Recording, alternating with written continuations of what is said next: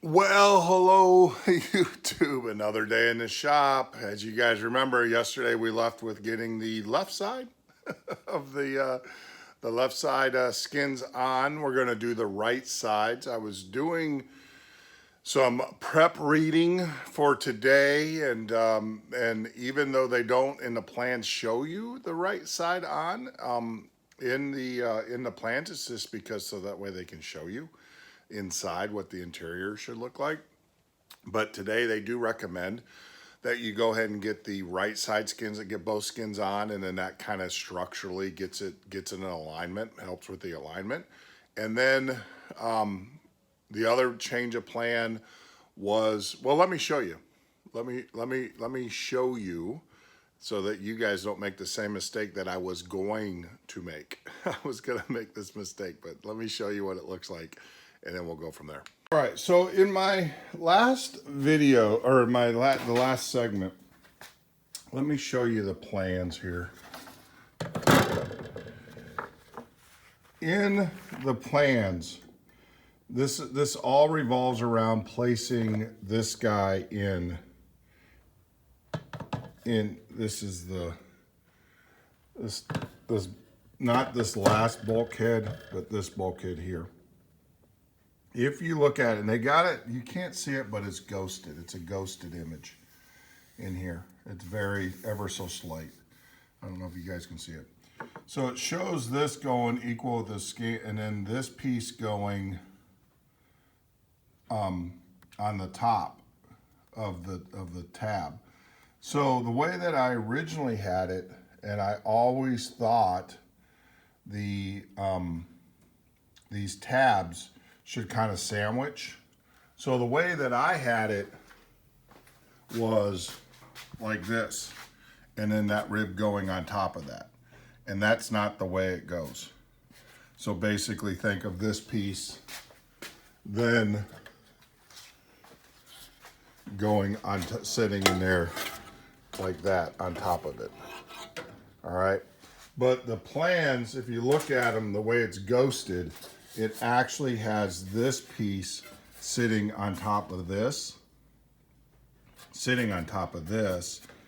and then with the other piece on. So I'm going to take this off. I'll show you how the plans actually have it done.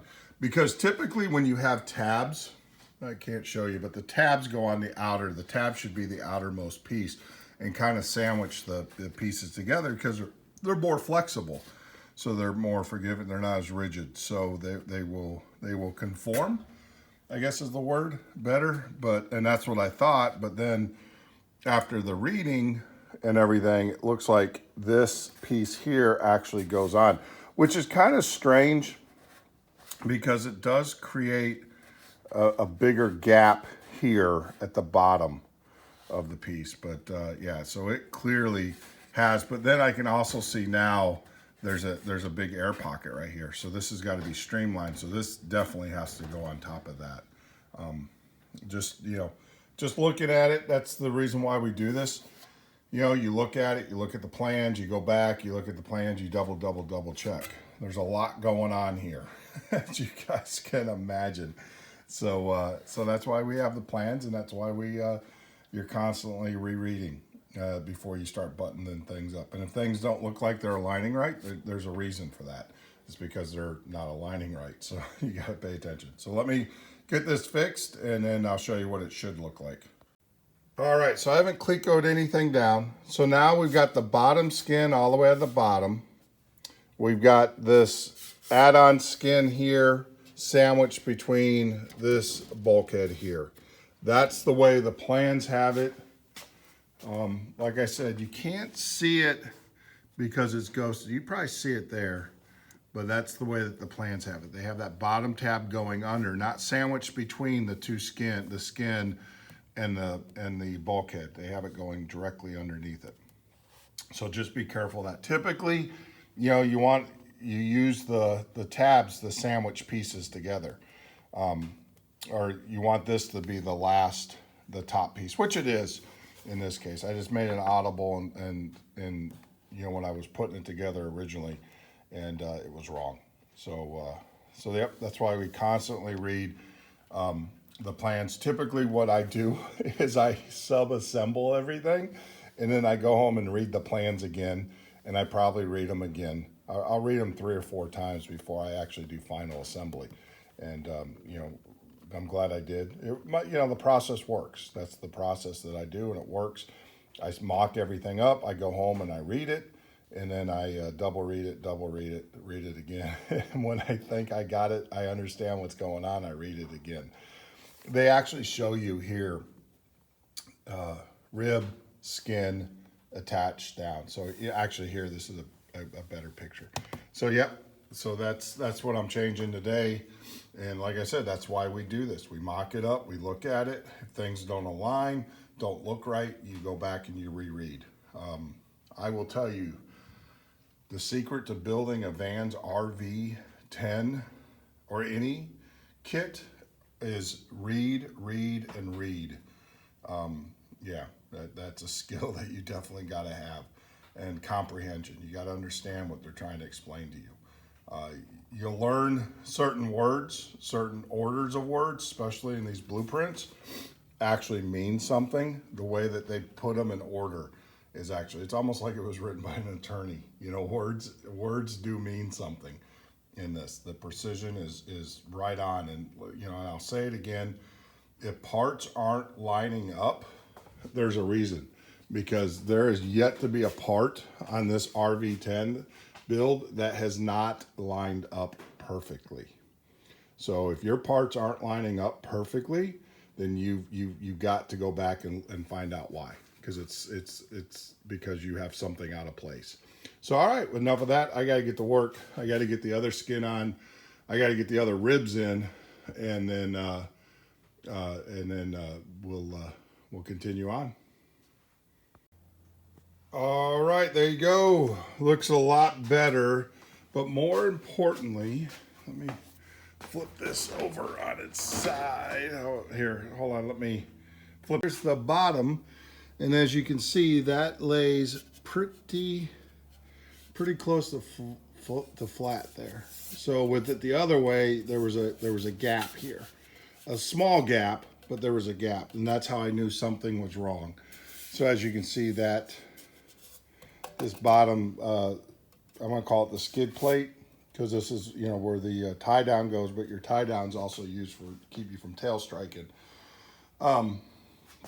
So this is flat and just exactly like it should be.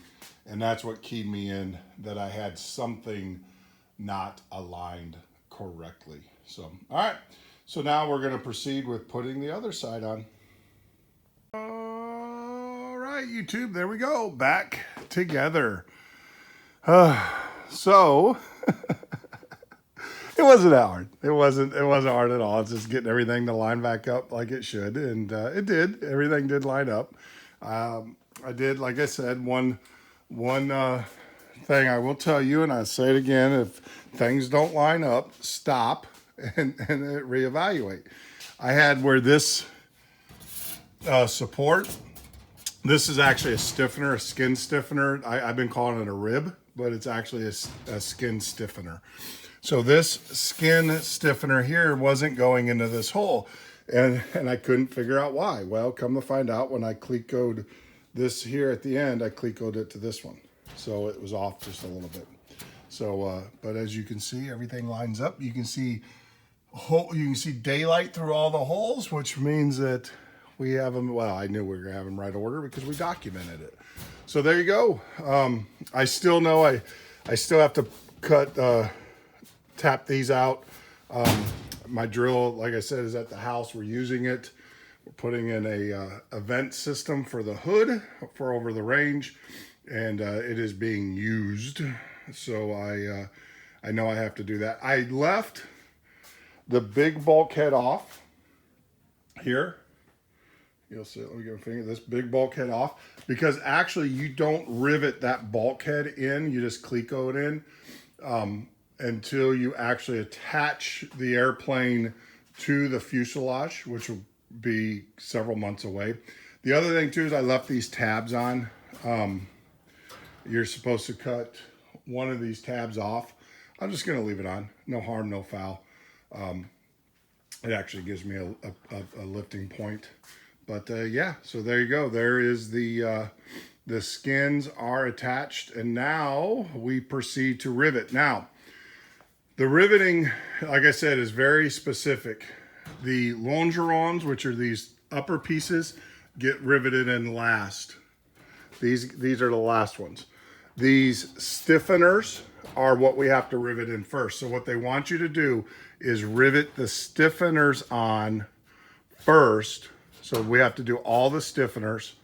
And then they do say where they come together on the rib or on the bulkhead, you can rivet those. So stiffeners, so I'll do all the stiffeners and then the bulkheads and do that first. Then when you're done with that, obviously you got the stiffeners on the bottom.